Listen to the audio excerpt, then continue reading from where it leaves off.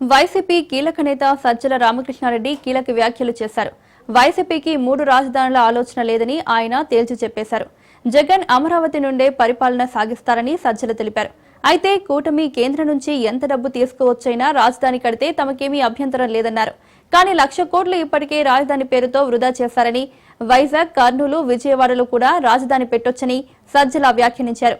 రాజధానిలో ప్రస్తుతం ఉన్న సచివాలయం, అసెంబ్లీ చాలు అని, కొత్త కట్టడాలేమీ అవసరం లేదని సజ్జల అన్నారు.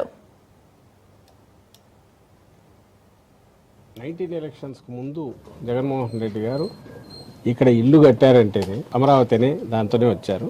కానీ 19 ఎలక్షన్స్లో గెలిచిన తర్వాత, గవర్నమెంట్లోకి వచ్చిన తర్వాత, అంతకుముందు చంద్రబాబు నాయుడు ముందు నుంచి 50,000 ఎకరాల డెవలప్మెంట్కే, ఇన్ఫ్రాస్ట్రక్చర్కే 1,00,000 కోట్లు అవుతుందనే వాస్తవాన్ని తీసుకొని దాంతోపాటు మిగిలినవి వేసుకుంటే అది ప్రొహిబిటివ్ కాస్ట్, అసాధ్యం, ప్లస్ కండిషన్స్, సాయిల్ కండిషన్స్ మిగిలినవి చూసి అది ఒక స్టేట్ అంత బర్డన్ మోయలేదు. ఆయన పెట్టిందేమో చంద్రబాబు నాయుడు గారు అప్పటికంతా చేస్తే 5,000 కోట్లే 5 ఏళ్లలో. హడావుడి ఎక్కువ చేసి రైతుల దగ్గర నుంచి భూములు అయితే తీసేసుకుని ల్యాండ్ పూలింగ్ కింద పెట్టాల్సిందేమో 1,00,000 కోట్లకు పోయేటుంది. అది పూర్ణంగా పెరుగుతుంది. అమరావతిని తీసేసి క్యాపిటల్ పూర్తి వేరే దగ్గర కన్నా అమరావతిని కలుపుకొని డీసెంట్రలైజేషన్ అన్నారు.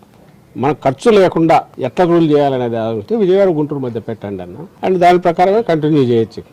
పూర్వం ఉన్న 3 రాజధానులని ఇంటర్ప్రిట్ చేస్తూ వాళ్ళంతటి వాళ్ళు క్రియేట్ చేసింది ఒక తప్పు.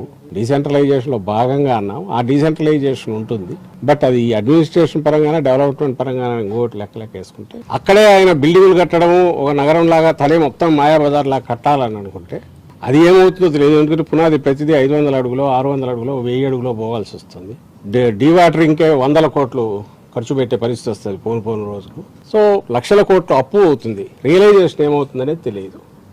సో దాని నుంచి ఇప్పటికైనా రాష్ట్రాన్ని కాపాడు, ఎందుకంటే అప్పు చేస్తున్నారు కాబట్టి.